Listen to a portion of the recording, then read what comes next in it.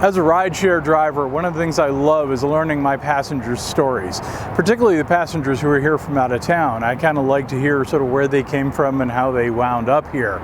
One morning I picked up a guy at a laundromat on the south side of town, and I was taking him to one of the better hotels up here on the north side. When we pulled up, there were about 12 big gray buses in a parking lot across the street. I made a joke about how the CIA had beat us there, and he said, "Oh, I'm here with them." So of course I had to ask, well, why are you here? He said, well, I'm here with the Eagles. Yes, those Eagles.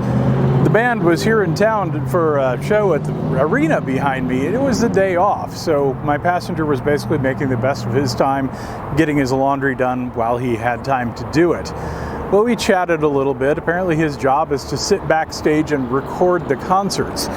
Well, that was the end of my ride with him, but he would kind of come back a little later on, and we'll get to that in a minute. The reason why I'm relaying this story is there are some industries that rely on rideshare drivers that you might not think about. One particular one, the concert industry, one that's close to my heart. I used to do sound. I worked for a lot of bands. I've driven a lot of people who are involved with concerts. One of the nicer ones, Toby Keith's a bus driver. Although when he was here driving for Shovels and Rope. Another driver who I thought was really interesting was a guy I picked up at a grocery store. He was buying loads of groceries.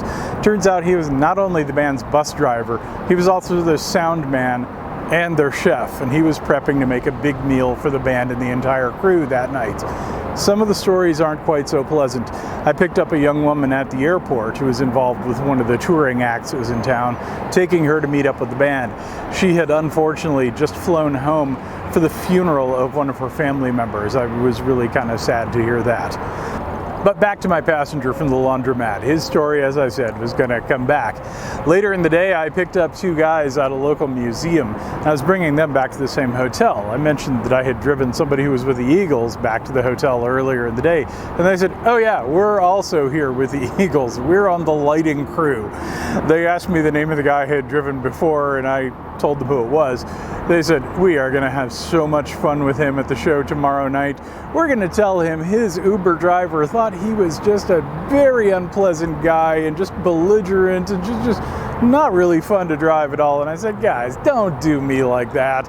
They were like, no, we'll leave him on a good note. We'll let him know that you thought he was just a perfectly awesome guy, which is true, he was. You know who's also awesome? My subscribers. Click on the little wheel and sign up so you can stay in touch and see more of my videos. Thanks for watching.